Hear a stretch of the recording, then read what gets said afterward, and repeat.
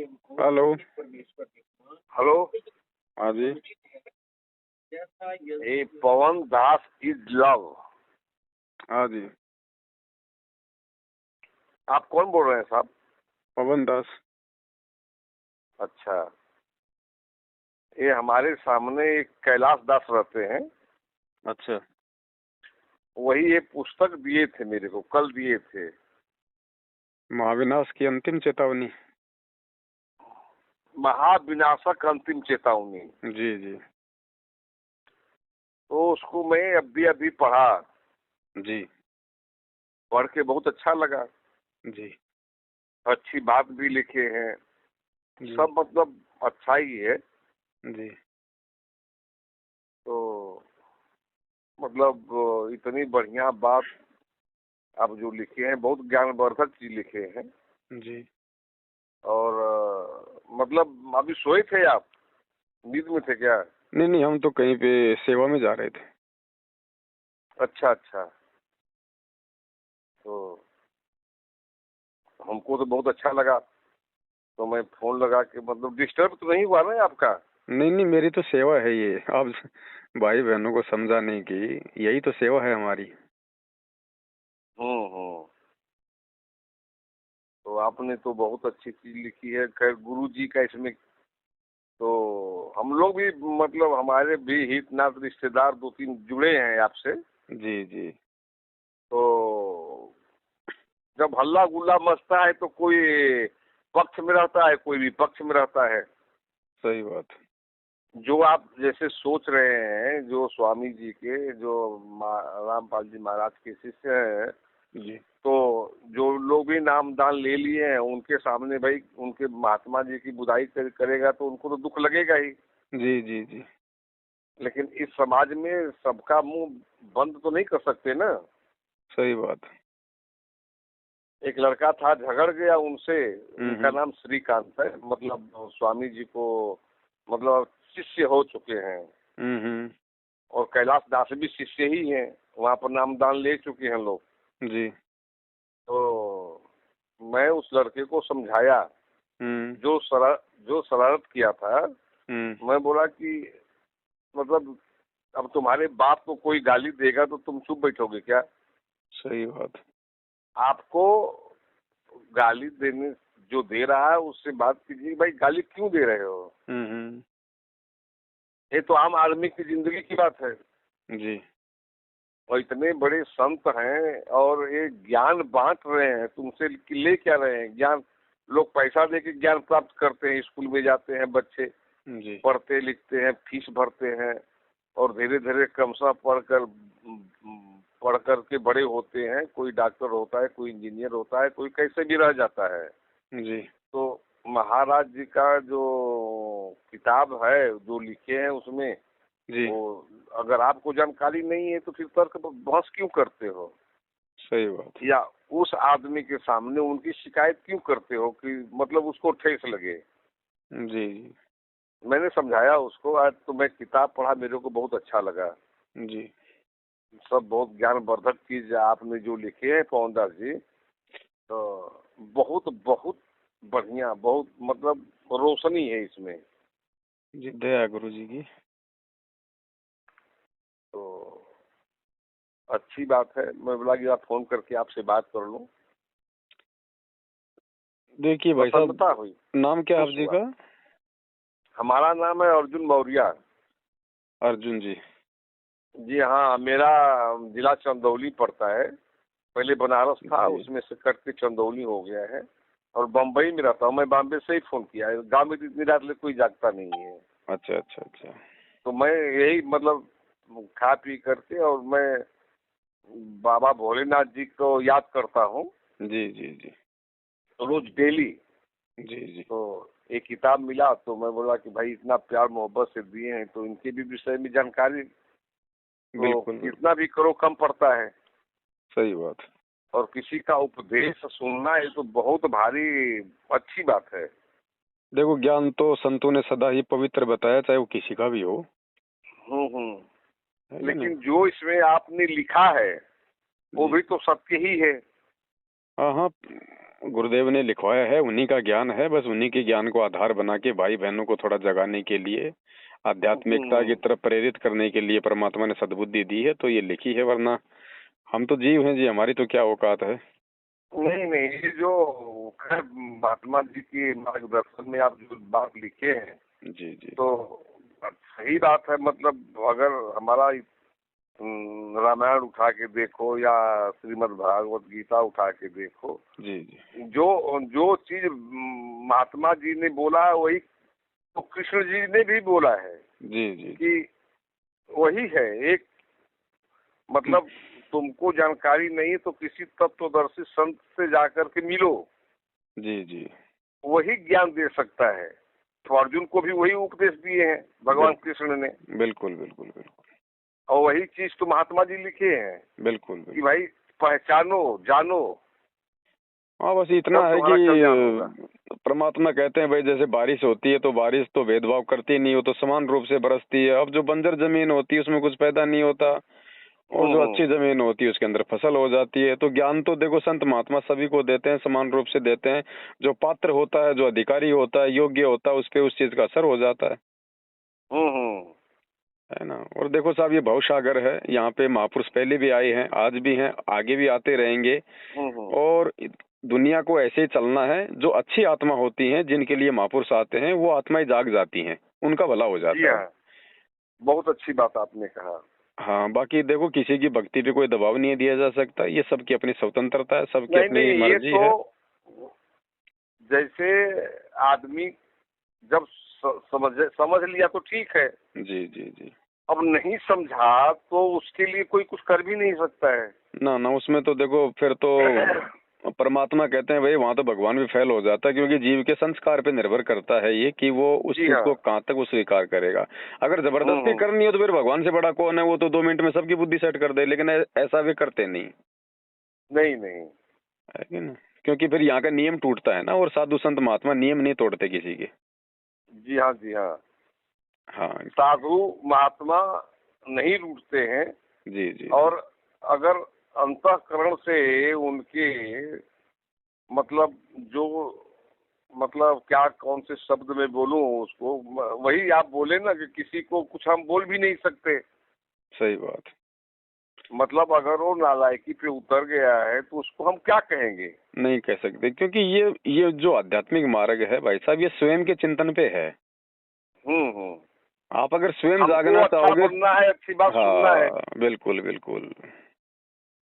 तो मेरी तो आपसे प्रार्थना है, एक संदेशा परमात्मा ने आप तक पहुंचाया है, और इसमें कोई दो राय नहीं है, क्योंकि हाँ परमात्मा की बहुत अच्छी आत्मा है। क्योंकि ये जो संदेशे हैं वर्तमान में, ये उन विशेष आत्माओं तक ही जाएंगे जिनमें भक्ति की चाहत है, जो आदमी धार्मिक है। तो आप थोड़ा सा गुरुदेव के सत्संगों को थोड़ा सुनने का आप जी प्रयास करें, क्योंकि ये तो केवल एक चेतना है, ये तो एक छोटी सी जानकारी है मात्र।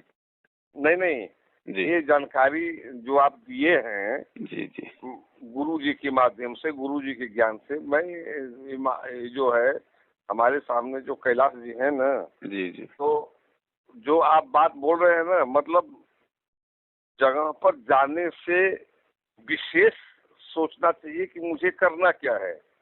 मतलब ज्ञान ले लिए और फिर वही अभद्रता कर रहे हो, वही छिछोरापन जिंदगी जी रहे हो, छिछोरापन समाज में हरकत कर रहे हो, तो आपको सत्संग करके कोई मतलब नहीं है। वो गलत है, लेकिन एक चीज और भी है ना, क्योंकि देखो विद्यार्थी की हरकतों से मतलब शिक्षक का आकलन नहीं लगाया जा सकता है। नहीं नहीं, मैं शिक्षक को नहीं कह रहा हूँ। जैसे ये जो अब मैं आपका पुस्तक पढ़ा तो मैं तो अभ्यर्थी हूँ ना, आपके दिए हुए लिखे हुए बात को हमारा फर्ज है कि मैं अनुसरण करूँ। जी जी जी, जब अनुसरण करूँगा तब हमारे दिमाग पवित्र होंगे, लोगों में श्रद्धा भाव जागेगी। जहाँ भी मैं बैठूंगा तो इस तरह की बात होगी कि मतलब अगर समझता है तो ठीक है, नहीं समझता है तो हम छोड़ देंगे। देखो वाद विवाद का मतलब फिर ज्यादा कोई, भाई आपका मतलब है अगर किसी को कोई ज्ञान समझाना है, कोई बात बतानी है, तो आपका केवल इतना है कि आप उसको एक संदेशा दे दो। उसके बाद अगर वो स्वीकार करता है तो ठीक है, नहीं तो फिर कोई जबरदस्ती नहीं है वहाँ पे। हाँ, नहीं जबरदस्ती नहीं है। हाँ, फिर वो वाद तो विवाद करो व्यर्थ में, 2 बातें वो बोले, 2 बातें आप बोलो, उसका फिर कोई मतलब नहीं रह जाता। नहीं, वो तो बोल ही नहीं सकते हैं। जी जी हमारा कहने का मतलब ये है भगत जी जी कि जो व्यक्ति, जी। कोई भी व्यक्ति हो, जैसे आपने तो ज्ञान प्राप्त करके ही ना इतनी पुस्तक लिखी है। जी जी जी परमात्मा ने आपको बुद्धि दिया, दिमाग दिया, सूझबूझ दिया, जी जी तो आपने लिखा है। जी। तो इस पुस्तक को पढ़ के हमको और ज्ञान लेना चाहिए या उसके दायरे में चलना चाहिए। बिल्कुल बिल्कुल बिल्कुल। जब हम इस दायरे में ही नहीं रहेंगे तो शिक्षा का क्या मतलब होता है? शिक्षा का मतलब भी नहीं रहेगा, और फिर मेरे द्वारा किसी को ही शिक्षा दी जाएगी तो उसका कोई असर भी नहीं होगा। हाँ हाँ, वही वही मतलब आपके ही नहीं बोल रहा हूँ, कोई भी शिक्षक शिक्षा दे बिल्कुल रहा है सही बात। और वो आदमी सिर्फ ये मान लेता है कि मैंने रामपाल जी को अपना गुरु मान लिया है, नामदान ले लिया है। जी जी यही बात इनसे हमारा तर्क बहस होता है ठाकुर हम्म। साहब है जी सामने। जी तो मैं यही बात इनको बोलता हूँ, देखिए आप सही जगह गए हो तो सही आदमी बनो। बिल्कुल आप रिटायरमेंट आदमी हो तो रिटायरमेंट होने के बाद में आपको कैसा रहना चाहिए, बिल्कुल। कैसा। जब आप उधर बढ़ रहे हो तो फिर माया जाल में क्यों लिप्त हो रहे हो? सही कहना आपका। नहीं, गलत बोलूंगा तो आप हमको उपदेश कर सकते हैं। नहीं नहीं, महाराज जी के ज्ञान के अनुसार बिल्कुल आप ठीक बोल रहे हो। आप जी के विचार भी बिल्कुल उत्तम हैं। और मैं बोला, वो हमसे कितने बार बोले कि मतलब जब स्वामी जी थे तो बोले कि चलो एक बार मिल के आओ। तो मैं बोला कि देखो, आप जो कर रहे हो ना तो आप अपने ढंग से करो। जी क्योंकि मैं गांव में गया था तो ये तो आपका एक पुस्तक में पढ़ा था, ज्ञान गंगा। हाँ, वो गुरुदेव का है। गुरुदेव का। जी तो मैं ऐसे ही मतलब हमारे मैं अपनी लड़की की जो शादी किया हूँ वहाँ पर मतलब 2-4 आदमी बैठे थे। जी तो मैंने शुरू कर दिया। तो वो बोले कि आप रामपाल जी महाराज के शिष्य हो क्या? तो मैं बोला शिष्यता अभी ग्रहण नहीं किया हूँ, जी लेकिन मैं उनका पुस्तक पढ़ा हूँ। जी तो वो हमारे जो समधी जी थे वो बोले हम लोग भी 5-6 आदमी जाने वाले थे, लेकिन तब से बीच में कांड हो गया। जी तो स्वामी जी तो वहाँ है नहीं। जी जी लेकिन ज्ञान बहुत अच्छा है जी जो हमारे धर्म वेताओं ने और जो ब्राह्मणों ने और जो समाज को जो छोट बड़ नीच ऊंच के भेदभाव में बंटवारा कर रखा है। जी जी वो आपका जो है ज्ञान जो है जोड़ता है। जी जी जी आपका ज्ञान जोड़ रहा है। और जो वही मैं ठाकुर साहब को बोलता हूँ, ये ज्ञान का आपका कोई मतलब नहीं हमको दिखता है। क्योंकि जब ज्ञान ही ग्रहण नहीं करोगे तो सिर्फ वहाँ जाके क्या मतलब है? हाँ सही बात। जब मैं आपके पास अभी किताब पढ़ा, जब भी तो मैंने आपके यहाँ फोन लगा करके 2-4 बात मतलब हम आपसे कर रहे हैं। जी जी जी तो मैं उनको यही बात बोला कि देखिए आप रमे हैं तो रम जाइए, ढल जाइए, ताकि आपका रास्ता आगे विकल्प सही हो जाएगा। हम थोड़ा अभी बंधन में हैं। इतना तो जानता हूँ कि स्वामी जी का जो लिखा हुआ पुस्तक है या जो आदेश है जो पालन करेगा तो श्योर 100% पार होगा। जी जी इसमें शक ही नहीं है। जी जी जी जो उन्होंने लिखा है इसी को देख लो। दर्शन तो जब बदा लिखा होगा, भाग्य में लिखा होगा तो हो जाएगा। जब मन में चाहत है तो कभी न कभी तो होता ही है। बिल्कुल बिल्कुल। लेकिन आप जो शिक्षा ग्रहण करके नाम दान लेकर के और ये दलदल में जो फंसे हुए हो तो इसका कोई मतलब नहीं है आपके। आपका कहना उचित है, लेकिन भाई साहब एक बात और है ना, अब एक क्लास में 100 बच्चे हैं, अब टीचर तो समान रूप से ज्ञान दे रहा है, लेकिन अब वो कोई तो फेल हो जाता है, कोई पास हो जाता है, कोई मेरिट में आता है, तो कोई ग्रेस में आ जाता है। क्योंकि वो कहते हैं ना कि भाई जिसकी जितनी बुद्धि उतना ही समाए, उसका बुरा मत मानिए, अधिक कहाँ से लाए। अब उसके संस्कारों पे भी तो निर्भर करता है ना। नहीं, आप जी बहुत सही कर रहे, यही बात, यही सोच मैं भी रखता हूँ जी। जाकी रही जैसी भावना, हरी मूरत देखे तीन तैसी। बाकी सतगुरु से ज्ञान लेके यदि अपने जीवन में परिवर्तन नहीं किया तो कोई फायदा नहीं है फिर उस मार्ग में चलने का। यही बात मैं उनको बोलता हूँ जी। आप जब नामदान ज्ञान ले लिए हैं तो आप उसका फायदा ही नहीं उठा रहे हैं जी, तो क्या मतलब। सही बात। तो आप जी का किताब पढ़ के मैं धन्य धन्य हो गया हूँ।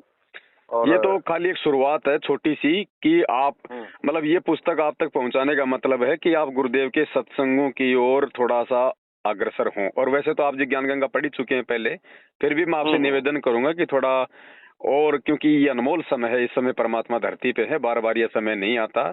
और बाकी आपने पुस्तक ये पढ़ी ली है, देखो ज्यादा आपको समझाने की आवश्यकता है नहीं, क्योंकि भगवान आएगा तो देखो कोई विशेष आडंबर करके नहीं आएगा, उसकी पहचान सिर्फ उसके ज्ञान से होगी, उनके विचारों से होगी।